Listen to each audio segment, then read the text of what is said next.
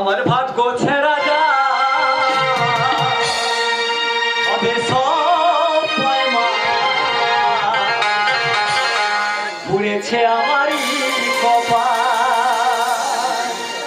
দাদা বউটা গেছে চলে আর একটা শ্যাম্পেন রেখে গেছে ঘরে, আর সেদিন থেকে সংসারে আগুন ধরে বউটাই আমার গেছে মরে, সংসারে আগুন ধরে বউটাই আমার গেছে মরে, একা একা হচ্ছে সংসার আমার ভাগ্য ছেড়া দা হবে সব আমার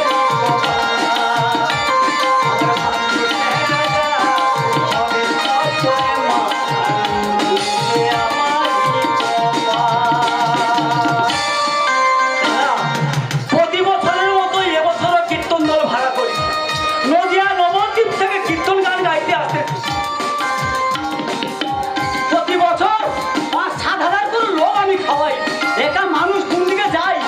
একটা ছেলে আমার যে ঘরে আছে এত কুঁড়ে, দাদা কি বলবো। আসার সময় দাদু যা কীর্তন তুমি করেছো দাদু, আমি তো কেঁদে কেঁদে পাগলা হয়ে গেছি। ওই কথা শুনে আমার জীবনটা তো ধন্য হয়ে গেছে।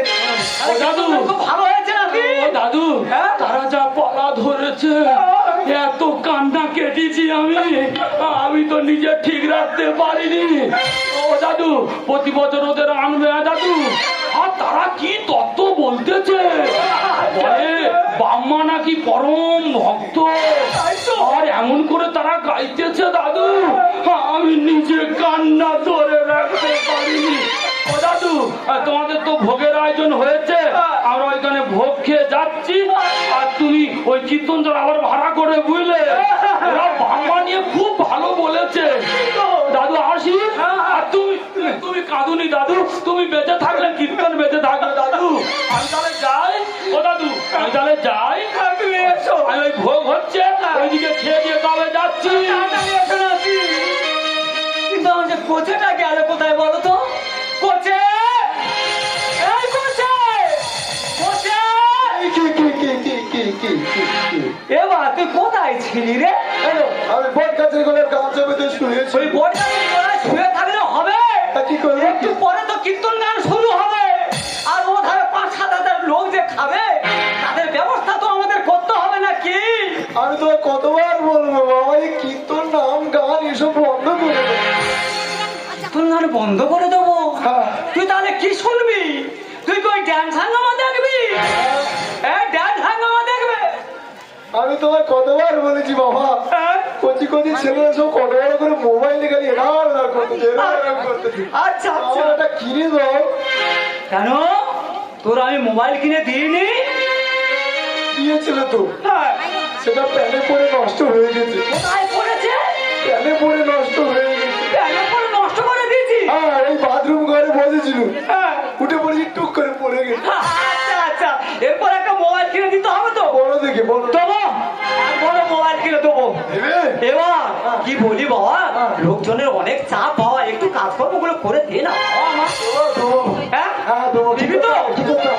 তুই ওই রান্না করে জল গুলো একটু ভরে দে, আর তোর কিছু করতে হবে না। হ্যাঁ হ্যাঁ, রান্না জল দিয়ে পা ধোয়া জল আচ্ছা সব আমি আচ্ছা আচ্ছা, আসি। এসো বাবা, এসো। সংসারে আগুন ধরে কোথায় আমার গেছে মরে, সংসারে আগুন ধরে কোথায় আমার গেছে মরে, একা একা হচ্ছে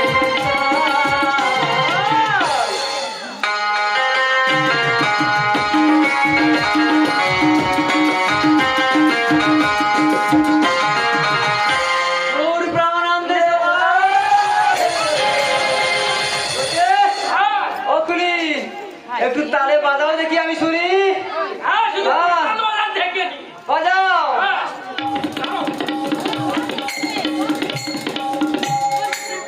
সুন্দর হয়েছে। হরে কৃষ্ণ। হরে কৃষ্ণ। রাধে রাধে। সে আমাদের পেমেন্ট দেবে ভট্টা দশাই গেল কোথায়? আমরা নাকি এমন কীর্তন গান গেয়েছি, দর্শক খালি কেঁদে কেঁদে চলে যাচ্ছে। তা আমি এই থাকে একটা গান গাই।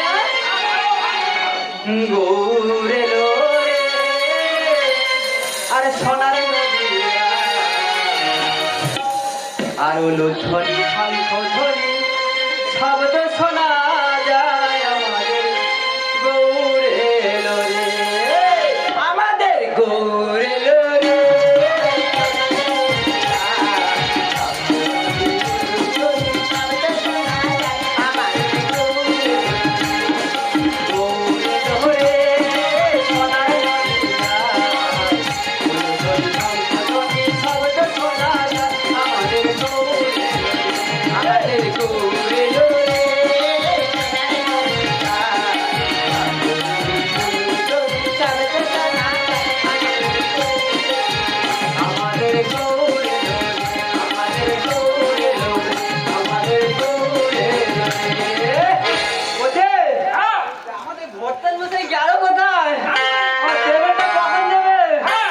সত্যি বাবা তোমরা এবছর কীর্তন গানে একটা গাইলে বাবা হ্যাঁ আমি একটা মানুষ রান্নাঘরে আছি আমি কি আর শান্তিতে আছি মেয়েরা এসে বলে যাচ্ছে বাবু এবছর যা গান শুরু করেছে আমরা আর আসরে বসে থাকতে পারিনি কেঁদে কেঁদে আমরা সব ঘরের দিকে চলে গেছি শুনে আমার জীবনটা ধন্য হয়ে গেছে বলি ও বাবা আমি তো রান্নাঘরে ছিলুম তোমাদের তো কীর্তন গান শুনতে যেতে পারিনি তোমরা কিভাবে কীর্তন গানটা গেয়েছো আমার একটু শোনাও না বাবা হ্যাঁ বাবা একটু শোনাও না বাবা পিতা মাতা মহা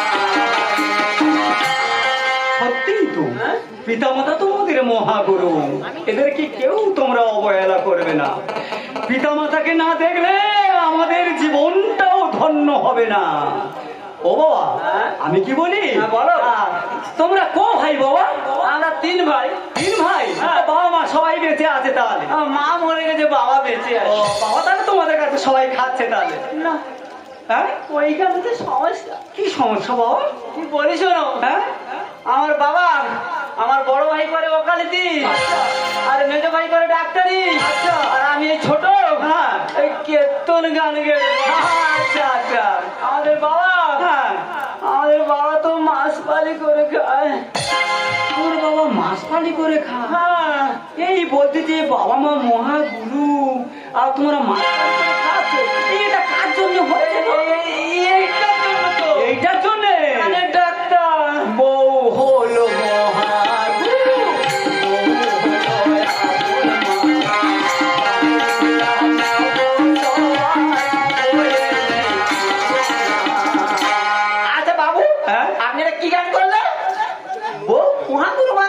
বউ মহাগুরু নয় যে মা 10 মাস 10 দিন গর্ভে ধারণ করেছে যে বাবা সে জন্ম দিয়েছে তাদের তোমরা কেউ চিনলে না তোমরাই তো আসল মা পিতা মাতা মহাগুরু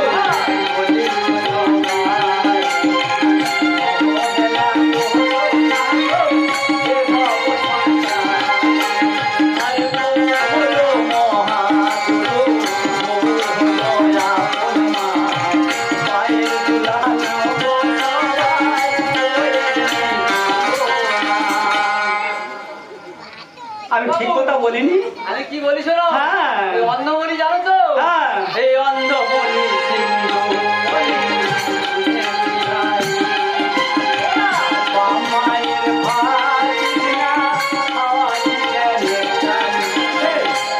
আমি একটা কথা বলবো তোরা তো বড় বড় মঞ্চে সব বড় বড় ভাষণ দিচ্ছি তোদের বাবা মাকে তোরা দেখি আর খালি ওই জ্ঞান দিচ্ছি না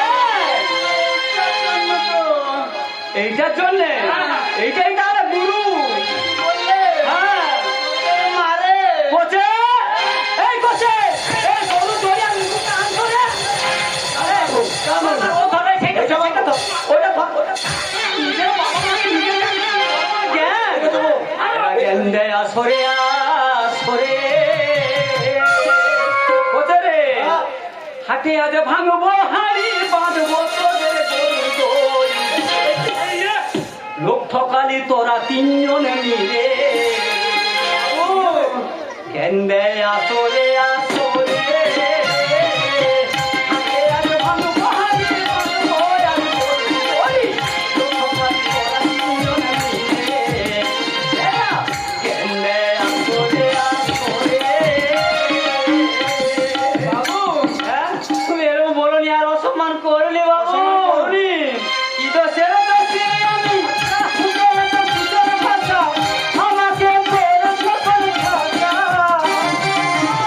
স্বামী হয়ে পেটের ছেলে মারে ধরে বলে বলে থাকে স্বামী পরে না সিঁদুর শাখা।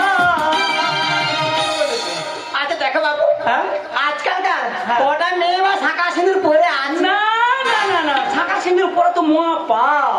শাঁখা সিঁদুর পরলে তোমরা তো আর অন্য কাউকে ধরতে পারবে না।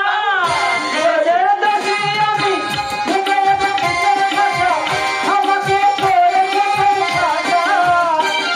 আরে স্বামী হয়ে পেটের ছেলে মারে ধরে বলে বলে থাকে স্বামী পরে না সিঁদুর শাখা। ওরে ওর কোটার নেব কেড়ে খুশির মালা দেব, ওর কোটার নেব কেড়ে খুশির মালা দেব। ঠিক আছে ধর্মের কোলে বাঁচাতে নরে এরা কেন দেয় আসরে আসরে। বসে তুই আমি এত বয়স হয়ে গেছে তবুও তুই আমার রান্না করে খাওয়াচ্ছি বাবা। কি করবো? আর এদের বাবার ভাত দিয়ে এরা খায় না। তোরা আমার ভাত দিলি? সত্যি বাবু, হ্যাঁ? হ্যাঁ আমি মহা ভুল করেছি। আচ্ছা হ্যাঁ হ্যাঁ, আমি শাঁখা সিঁদুর না পরে স্বামীর কথা না শুনে আমি মহা ভুল করেছি। তুমি আমাকে ক্ষমা করে দিও। ভুল করেছি আমি বাবু।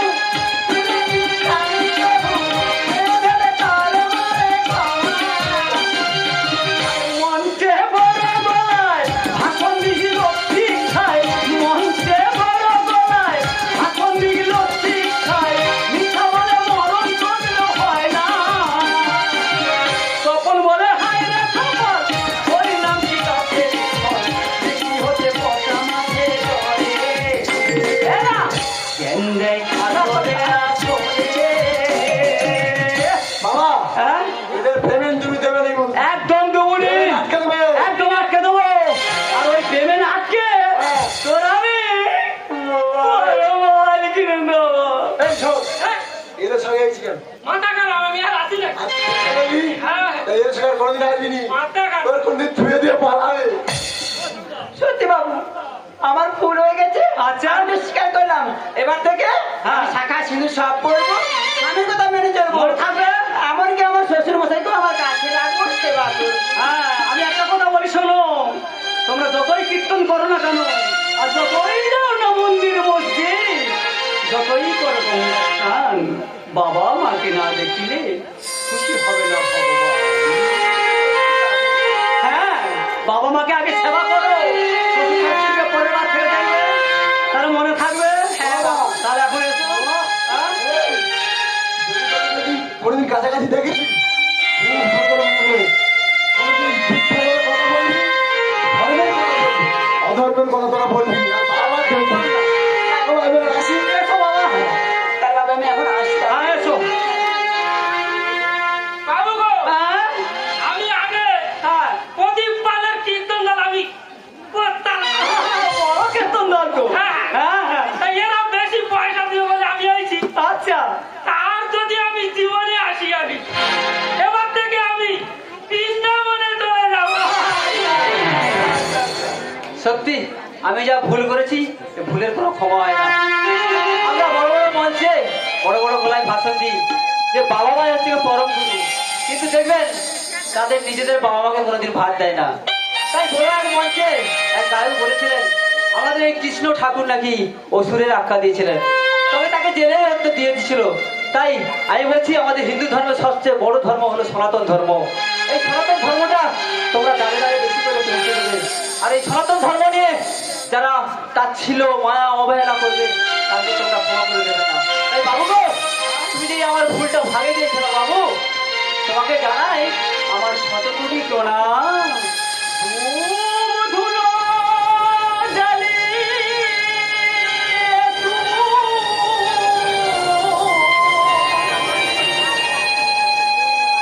পুজো দিলি যারে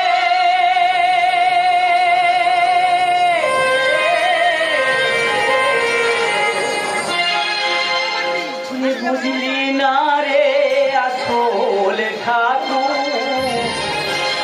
নিজের বাবা